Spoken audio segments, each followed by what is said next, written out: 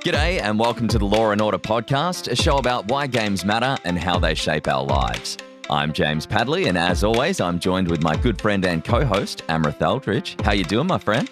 Doing great, James. Doing really, really great. I feel like, I don't know why, but I just feel like a massive success this week. That's great. Things have been going well for you, obviously. Yeah, they have. Yeah, just like deep in my soul, like for the first time ever, I just feel like, man, Amrit, you got this. You got it all right. That's great, man. Yeah. I'm really happy for you. Because this episode, in fact, we're actually going to talk about failure instead. Oh, yeah. Thanks, man. That's all right. Just when I was feeling good. Just dive in, But the difference is we're not going to be talking about failing in real life. Okay. Like the lawnmower that's just started up next door while we record a podcast. This is where a professional studio would be really nice right now. Hopefully that doesn't take too long. Maybe we can even edit it out. Who knows? If you're listening to this and we're talking about lawnmowers and you're hearing nothing, that just speaks to Well, just the quality. our editing prowess. It also just speaks to how much we love lawnmowers. There's actually not a lawnmower going on outside at the moment. James just really likes lawnmowers. He talks about them all the time. That's it. Maybe we want to get sponsored by John Deere Oh, or that would another be elite. manufacturing company. There you go. There was some free advertising for a lawn mowing company. John Deere, where lawnmowers matter. Yeah. Even when they're not on. This summer, John Deere. Anyway, we got that. So that's a failure in real life for us right now. Yeah. But as I said, we'll pivot back. We're going to talk failure in games because usually failing in games is more palatable than failing in real life. Yeah, I don't feel so bad anymore because that seems like fun failure to me. Yes. And I mean, it's not always fun failing in games, but I feel like we have a much higher level of resilience for failure when it comes to gaming. Yeah. But that's interesting, isn't it? Because immediately when you talk about failure, immediately the mind goes to the negative, right? Yeah. Because gun to your head, like James, if I was to say, thinking about everything, do you like failing? No, of course not. And, I think it's very rare that someone fails and goes, oh, that was real good. Yeah. No one fails in real life and goes, yeah, man, that was great. Yeah, but that's interesting, though, because you play a lot of games, don't you, James? I play a ton of games. You've played a lot of games in your life, haven't you? I certainly have. Well, that's good because you're recording a podcast about games. So. Yeah, you would hope so. You would hope so. But in games... That lawnmower man's just like, you're a sham. You don't even use John Deere.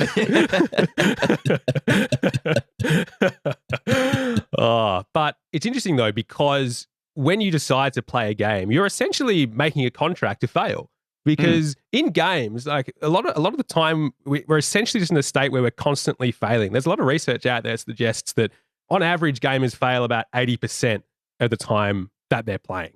So I don't know what that's like for you, but for me, usually when I'm playing, I reckon that's at about 90%, probably. In terms of failure? Oh, yeah. I mean, I'm terrible. I'm terrible at games. I love them, but I'm so bad. I think it depends on the type of game you're playing a large part of the time because there are games that are inherently more punishing than others. Yeah. And others that are a little bit easier. Well, yeah. It's like playing Mario Kart with you. I fail 100% of the time. Oh, it's very sweet of you to say. Yeah, it's not sweet of you to always beat me, but I still keep coming back. And that's the thing, right? You got to keep learning. You got to keep practicing. Yeah, that's what's so interesting. Well, because actually, I was thinking about it just before that I think this week, I reckon I've probably played about 5 hours of games, I reckon, so far this week, which is maybe slightly less than usual, I reckon.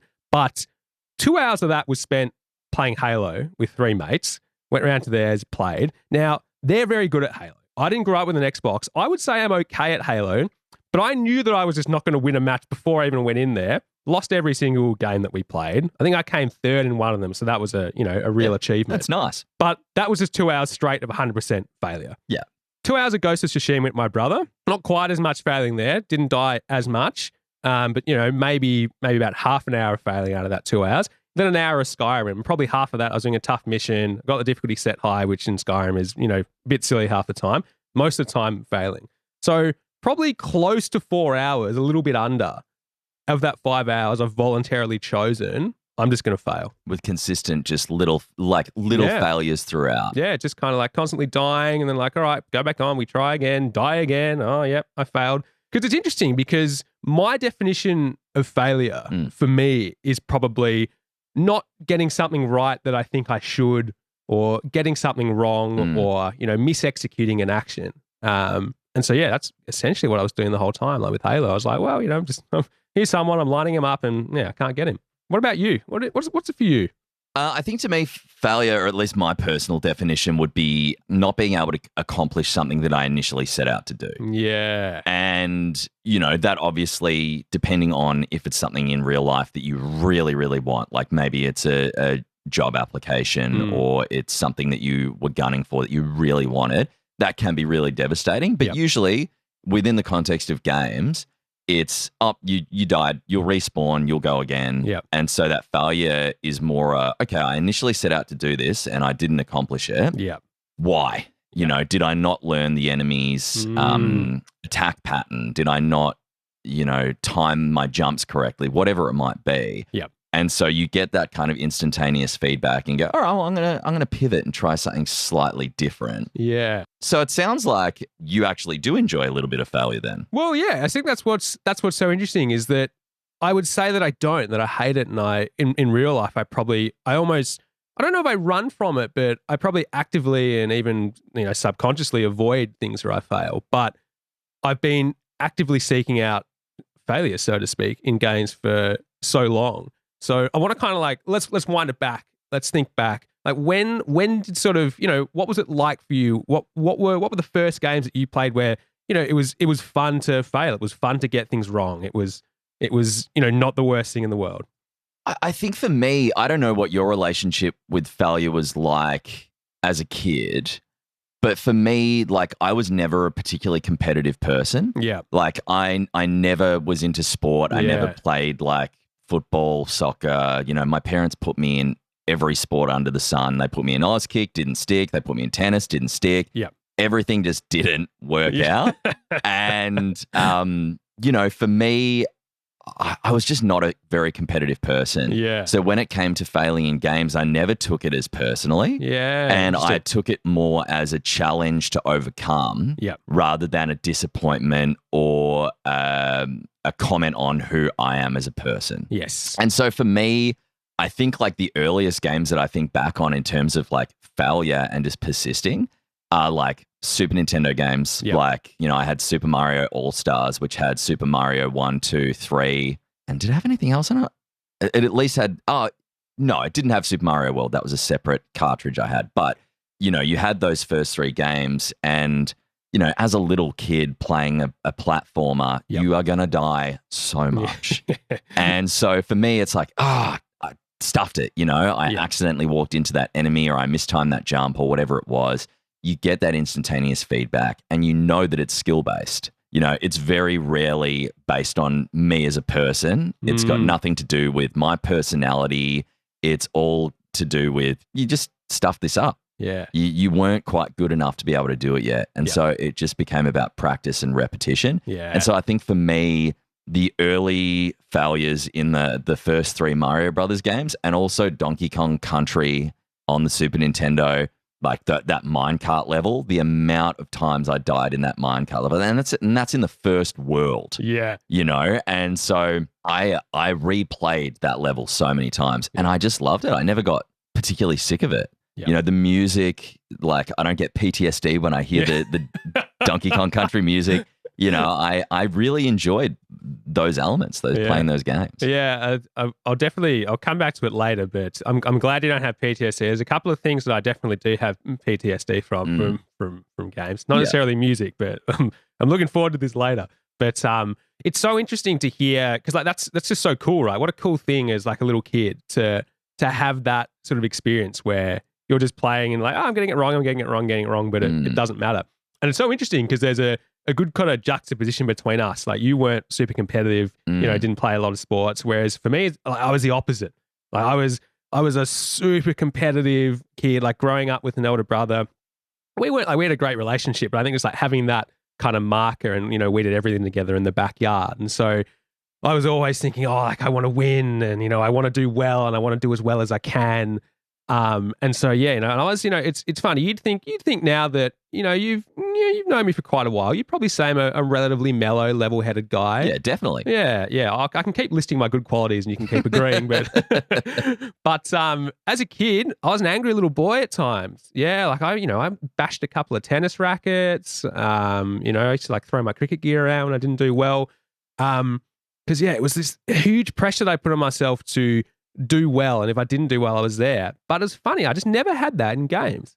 It's really interesting. I never had it. I'd still want to do well. Like I pick up a game, like think my early games, like a Spyro or like a Cool Borders or a Tony Hawk. Like I'm constantly failing the tricks or I'm flying off the edge. But yeah, it was always fun. It was fun. Still having fun. Yeah. I think one of the biggest things, I guess, to differentiate there is that one of the reasons that maybe why you struggled less with failure in games is because there was no shame attached to that failure. Like if you were failing in tennis and you're smashing a tennis racket or soccer or whatever it was that you're playing, maybe part of the reason that you're upset is because you felt pressure from having an older brother who was doing well in that sport, or, you've got your family watching you and you think that they're judging you. And so if you don't do well, you feel like you've let them down, you've let yourself down, your teammates down. There's an element of shame there. Whereas when you're playing a video game, there's no shame attached to that failure. Like nobody's watching or judging you. You have a safe environment to experiment where there are literally no negative consequences for failing. Yeah. Well, I think that's the perfect point. And it's so good to have that with those early games. Do you think for you, like we're talking about the games that were like almost like foundational and where we first experienced that sort of fun to fail, but has that changed much for you? Or do you still think it's similar, or with modern games and the games you play now, do you still have that same feeling? Yeah. I mean, I think failing in games has helped me build resilience more than failing in other facets of life, because as we said, there's no real negative consequences. I definitely think, I don't know, I feel like it's more or less the same. Yep. But I do think the stakes of failure have increased. Okay. Take bigger games, for example, like a game like Spyro, which we were talking about. The levels are much smaller. It's a linear pathway. You beat this level, you move on to the next level. Yeah. Now that we're older, but also gaming has come so far technologically, graphically, etc. These games are so much more expansive, and a lot of them, especially RPGs, have all of these branching narratives. And so it makes it a little bit scarier to fail because you worry about missing good endings. Yeah. Like, I cooked that, so now I'm not going to have that person with me for the final mission. Yeah. What could have happened if I did that? Save scumming becomes a thing, which was something that I wouldn't have even known was a thing when I was a little kid. Yeah. So, I think there's definitely higher stakes in terms of failure now, and that FOMO, that fear of missing out, is definitely something that weighs on my mind a little bit when I'm playing a game now. Yep. What about yourself? Yeah, I think it's almost it's that the scope of it, right? You don't want to miss anything, in the sense that sometimes I feel like, okay, if I get this wrong, or I choose the wrong dialogue option, or I accidentally let an NPC die, that means maybe I won't have them in the future. Whereas with those earlier games, I even think of the most simple games, not even console games or computer games. Think about mobile phone games, like a Doodle Jump or a platformer like that. It's like whatever, you die, back on the horse, you just keep going. So yeah, it's interesting though. I don't necessarily think that's a bad thing, and I actually don't think that makes the failure element less fun in a way.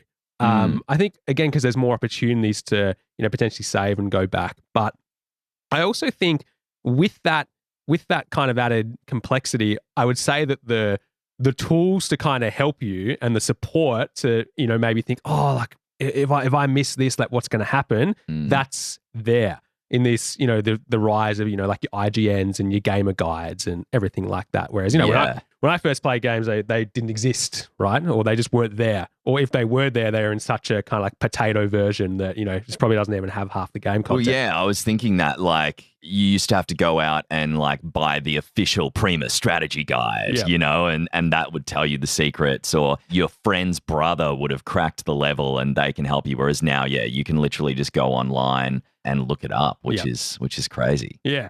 I don't know. I like that personally. I think that's cool because I think I've got the not disciplined, but I'm able to not look at it, and I only look at it when I really need to, which I think is nice. It's nice to sort of have that. It's a double-edged sword, I guess, because yes, the stakes of failure have increased.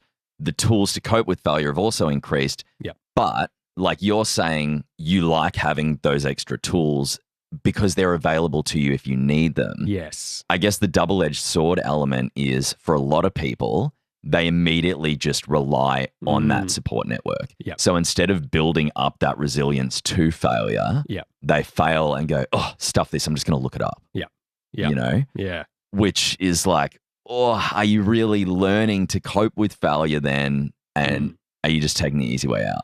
Yeah, well, I think that's interesting because, again, now you've got so many games where you can do that, but you do have games where that doesn't really matter. You have really, really difficult games where you might have a game guy that says, hey, this is the strategy and this is how to beat it, but it's still ridiculously hard. I sort of naturally think of Souls games, games like Dark Souls, Bloodborne, Elden Ring, Sekiro, Souls-like games like Hollow Knight, for example, and Silksong, which, famously difficult. Yeah. And I mean, I guess as well, one of the other major things which helps people is the difficulty sliders. Yeah.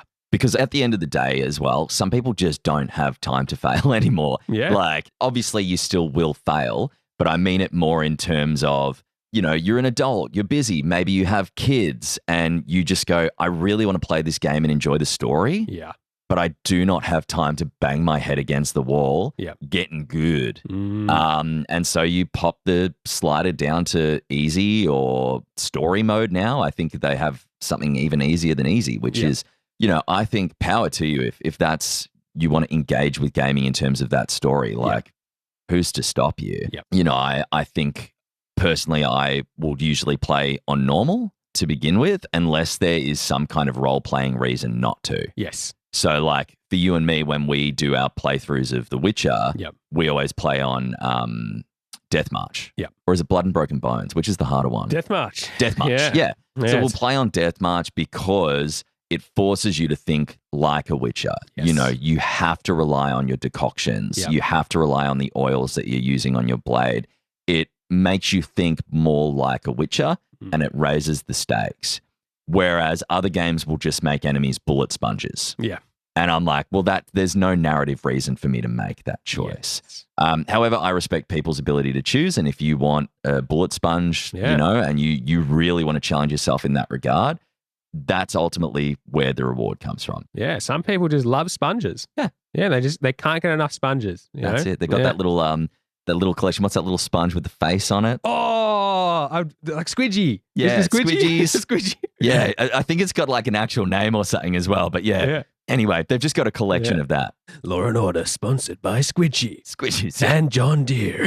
We got lawnmowers. We got sponges. We probably should focus on gaming sponsors. No. But hey, look, we're open to anything. No, we're a kind of a when all people equal opportunities podcast.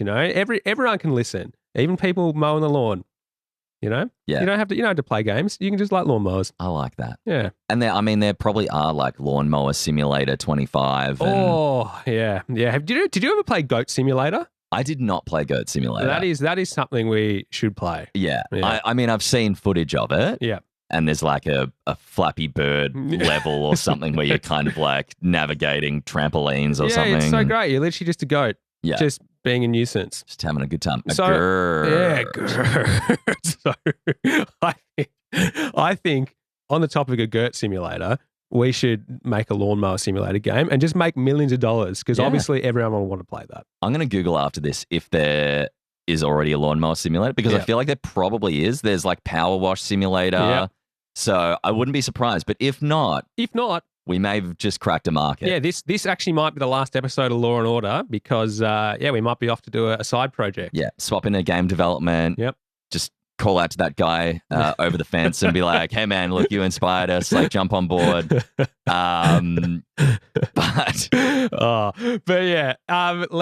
get back in topic before we go too far down the beautifully mowed lawn rabbit hole.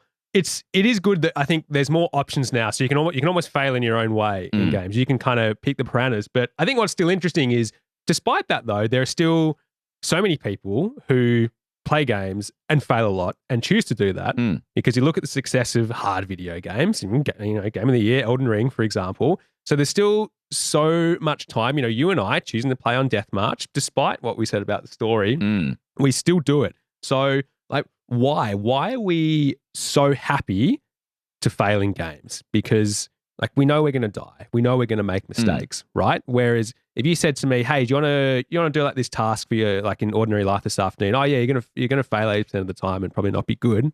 I might say like, "Yeah, I don't really want to do that. I think I might just not." Yeah, it's a hard pass on the failing. Thank you. It's a hard pass. Whereas I will happily, for example, in the week, go and play 2 hours of Halo with my mates where I know I'm going to die every single time.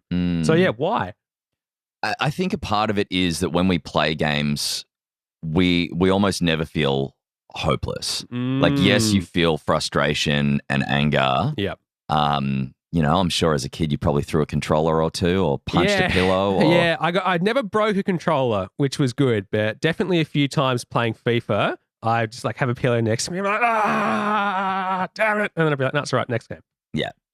You just get straight back onto the horse again. Yeah. But you're right. Like never. Yeah, the hopeless is a big one. Yeah. Yeah, I think Never because felt you that. always know that no matter what you've set out to do, eventually you will be able to get yourself there. Yeah. And I think going back to what we were kind of talking about before when we looked at your real life example about failing at something like soccer or tennis and then failing in a game, it's never threatening who you are as a person. Yeah. Real life failure hurts a lot more and it's really daunting as a result because it's usually a comment on who you are as a person. Yeah. If I'm sending off a job application and I get rejected, it feels personal. Yeah. And I'm sure sometimes, a lot of the time, it's not. It's like you just weren't the right fit this time, but it feels like it's a comment on you. You're not experienced enough. Yeah. You aren't talented enough. You aren't, whatever. Dating, you might get rejected. Oh, I'm not funny enough. I'm not attractive. I'm not interesting enough. Whatever it might be. I hear that all the time. Yeah. Just brutal. Yeah, this didn't work out. It's this time not attractive enough. Yeah, They usually just hand me a list with like, a lot of dot points. checklist. You're like, after like getting rejected, you hand a slip and be like, "Can you tell me why this time?" And it's like, Oh no, I don't ask for it. They just hand me a dossier at the end of the first date. They're like, wow. "Yeah, I wrote all this stuff down." I was like, "Wow, that's so thoughtful. Thanks so much." I guess I'll never see you again. Bye. the meal was 10 out of 10 though. But yeah, I think ultimately when it comes to gaming, it's not threatening you. Yeah. Well, that is interesting because if I was to throw that back and I could say, well, why don't I sort of identify, why don't I maybe put as much pressure on it? Because I'm still playing. I'm still the one at the wheel. I'm making the decisions. I'm controlling it. I'm still making those mistakes. But it's interesting how games sort of put us in this state where we don't think like that, do we? We get in that position where I'm like, okay, cool. I'm here. If I get it wrong, therefore, like this is about me. And like, I'm not good enough. Whereas we often put ourselves in that state in real life, which I think it's cool, and it's really interesting how games do that. That even though we fail so much, we still have that hope, and we still think, yeah, cool, that doesn't matter. I'm going to get better. I'm going to complete this. And I think for me, one of the key reasons why games are so good at that is games essentially they keep us in this beautiful space where it's right on the edge of what's too easy and right on the edge of what's too hard. So it's that beautiful space where if something's way too easy, you're probably not going to keep doing it. It's like if you're out there, like let's say it's the 18th century, all right, you're, that's maybe 19th century, okay, you've gone to a new island and this is a bit of bear with me here. I'll bring this home. That's all right. I trust you. And you've gone to this colony of fur seals, all right? You're a trapper. You're collecting like oil and fur. And then you're just sitting there and you're just like bonk, bonk. You're just clubbing seals because the poor seals, just sit there. this is history. We're going to a history podcast now. They're just sitting there and they don't resist and you're just sitting there clubbing the seals. At some stage, you've got to stop and be like, it's just too easy. Yeah. Like, at one stage you start dual wielding and then you've got you've got hobnail boots on and you're getting like 4 at once. And you're just like, it's way too easy. Really interested to see how you're going to bring this back. So you'd stop. Because it's too easy. It's like if you play a game that's ridiculously easy and it gets boring and it gets tedious. Yeah. Right? Just like if you got a game that's way too hard. if all the SEALs are running away and then one of them just like pulled out an Uzi, you'd be like, too hard. I'm not going to, the SEALs win. I don't want to play anymore. Okay. Like if game's way too hard, you're just going to stop, right? But we're always on this edge where we've got to strive to succeed. That makes it exciting. Or when we fail, it's not because it's way too hard. It's like, oh, like I'm close. I can get there. And this goes back, like you can tell, this is where there's like PTSD moment is coming in. I've been building to this, right? Spyro, Ripto's Rage. Right. This is playing the remaster done by Toys for Bob like 5 or 6 years ago. I was playing with my brother. There's 2 mini games in Ripto's Rage that the community just notoriously hates, right? I didn't know this at the time. I only found this after, but we were doing one of them, and it's this trolley one, right? Where there's this like pelican who's, I don't know, he's like a sergeant or something, right? And he's like, oh yeah, you gotta like, do the trolley. You gotta like jump between tracks, but it's ridiculously hard, right? And every time you get it wrong, he just has the same dialogue. He's just like, oh, trouble with the trolley, eh? Trouble with the trolley, eh? I reckon my brother and I probably heard that about 100 times. We just kept failing. We just could not get it right. And then eventually on turn 101, we got there. Now, if we look at that in the percentage, we're failing 99% of the time there. But we just keep going back. We keep going back. We keep going back. And I think it was this perfect puzzle where like it's ridiculously hard, but at the same time, we knew it was doable. We had that hope. It was right on the edge of what we thought we could do. And we just kept going back and failed and failed and failed and failed. And then eventually got there. And that level of reward would have been like unbelievable. Oh, so good. So good. And again, like it felt incredible. Like, did we get a great reward from the game? No, the pelican was just like, oh, you did it. Yeah, well done. Well done. Here's a dragonfly. And we're just like, oh, great. But we're like my brother, I was like, yes, no more trouble with the trolley. Yeah, huge it's win. So good. And I think that speaks to one of the ways that games ultimately shape us. They teach us that failure isn't something that we then force ourselves to give up over. It just teaches us, okay, we need to adjust slightly and rework this in order for us to get ourselves there. Yeah.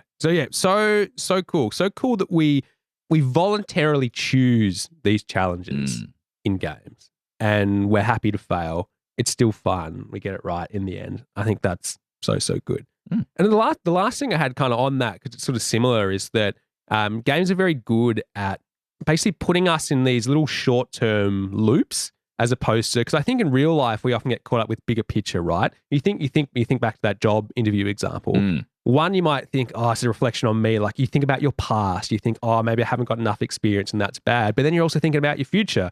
Like, what if I don't get this job? Maybe I'll never find the right job. And, maybe then I won't be able to earn enough money or get the career that I want.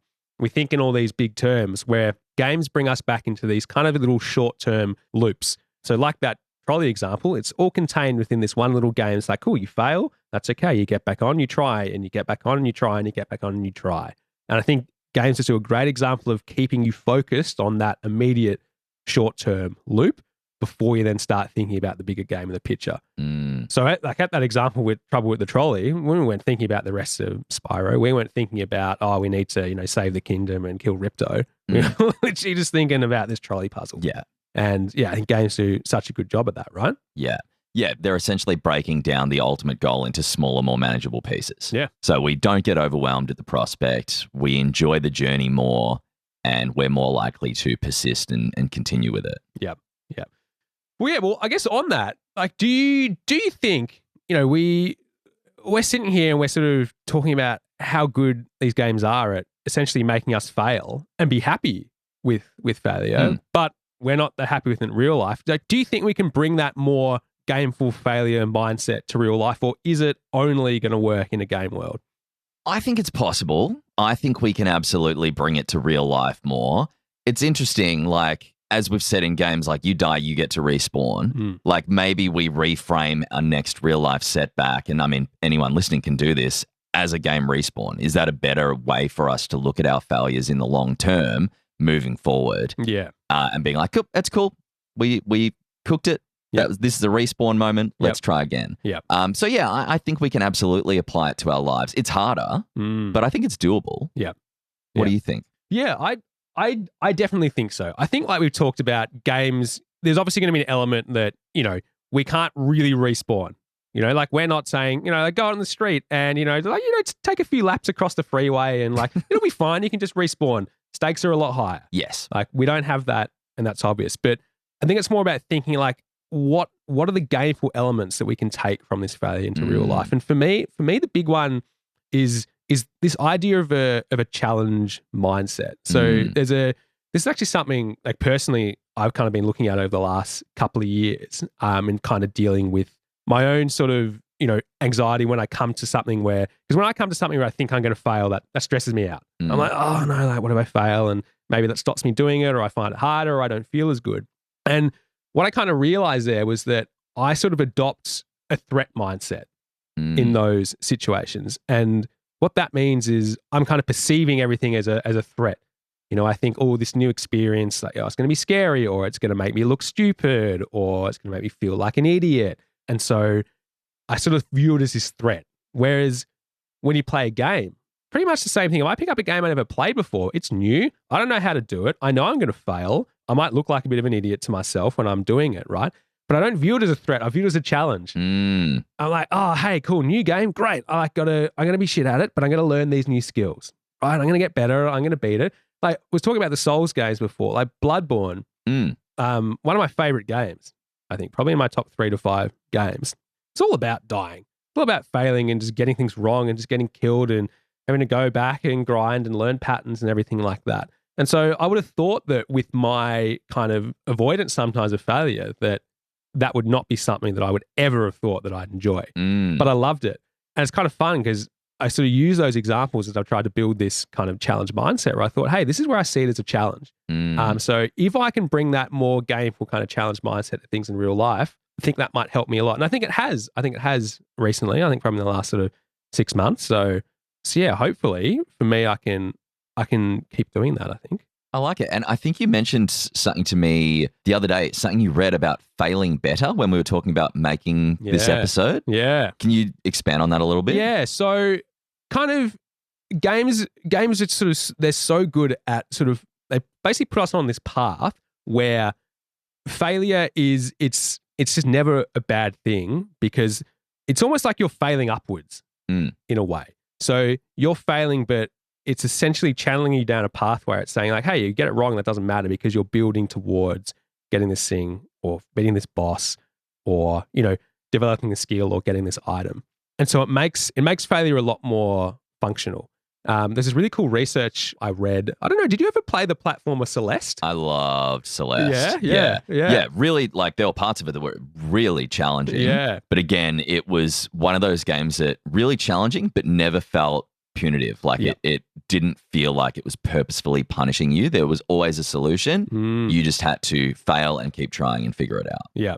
Yeah, because it's cool. Because like I never played the game, but I read this article and I thought, oh, I really got to play it, and I want to talk to you about it. And so I actually want to see what you think about this, because basically they did a whole bunch of research on failure in the context of gamers who played Celeste, looking at does it actually help people get better with failing? Does it help them build the right mindset? And there were kind of lots of different core things that came out of it. One of the biggest thing was this idea of functional failure, is that players felt that they had this sort of sense of agency when they were playing, that when they were failing, it just didn't matter because it was functional. Functional in the sense that it was helping them get towards a certain point. So it's like, okay, cool, I fail, I die, but that doesn't matter because literally it's just part of me getting better. Yeah. So you almost don't even view it as we kind of define it as failure. It's much more functional. Yeah. So yeah, like playing the game, is that kind of a similar, would you agree, do you think? I think so. Absolutely. Yeah. It's one of those ones where you go, oh yeah, I think this is the way to do it. You try and go that way, you die, you go, oh, okay, that was not the way to go. Yeah. Well, let's give it another try. Let's try this way, you know? And yeah, I think, I mean, the storyline as well, it really ties into that study in terms of Celeste is coming to terms with her mental health journey and all that sort of stuff as she climbs this mountain. So yeah, that really kind of beautifully ties into it. But I think that's really, really valid. Yep. You know, it's all practice, making mistakes, figuring out what way you want to go. Yeah, I think that hits the nail on the head, 100%. Yeah, really cool, really cool. And so cool that a game can do that. And when you can appreciate it like that as well, I think that's just such a great thing to not only play the game and have that feeling and to sort of constantly get things wrong, but not feel like it's a bad thing, but then to reflect on that and think, hey, these games that I've played, they're so great for this reason. And maybe that's made me more resilient. Maybe I already am far better at coping with failure than I think I am just because of all these games that I've played. Yeah. Which is cool. I love that. And we'll pop a link to that article in the show notes or the study or whatever it was. Yeah, absolutely. Yeah. I think I got to go and play some Celeste after it's this, worth I reckon. Yeah, I need to check it out. Yeah. Love a platformer. Yeah. But yeah, I guess the one other thing that I sort of wanted to touch on is that when we think sort of emotionally when we play games as well, we're generally really excited, right? I would say, especially you pick up a new game or a challenging game. Even if it's frustrating, it's exciting, right? Like, I don't know, like, how did you feel like when we first started playing, Witcher 3, Death March? Like, how did you feel when you were playing that and really getting into the character and getting into the game and like getting your teeth stuck into everything that it had to offer? Man, I think initially, like, obviously by the end, you can make a build which is really overpowered. Yes. Yeah. But initially, you're like, oh, this won't be that much harder. And then you get wiped out by those like 3 ghouls at the very beginning. And it's just like, whoa. Game hasn't even started. Yeah. And it's like, wow, okay. I really need to think about this more strategically. Yeah. Like, I can't just come in and hack and slash and like brute force my way through it. Yeah. I really have to actively think about what I'm doing more. Yeah. And I think it ties into that challenge mindset of what you said. And it made it so much more engaging as a result. Right? Yeah, engaging, exciting. Like you say, even then you're like, oh, okay, I'm going to strategize. I'm going to really think about this. And like, not being a bad thing, as opposed to being like, oh, wow, way too hard, way too stressful. And I find that so interesting because there's a link between kind of feelings of anxiety and feelings of excitement. Like often you can have kind of similar feelings in terms of like heightened breathing or heightened heart rate or butterflies in your stomach. And I think for me, it's like playing games has helped me realize I can kind of like go through this little bit of almost like cognitive reappraisal where if I'm feeling a little bit nervous about something, maybe I can just flick my thinking and be like, oh no, I'm actually excited about this. Like, yeah, I'm nervous, but I'm excited.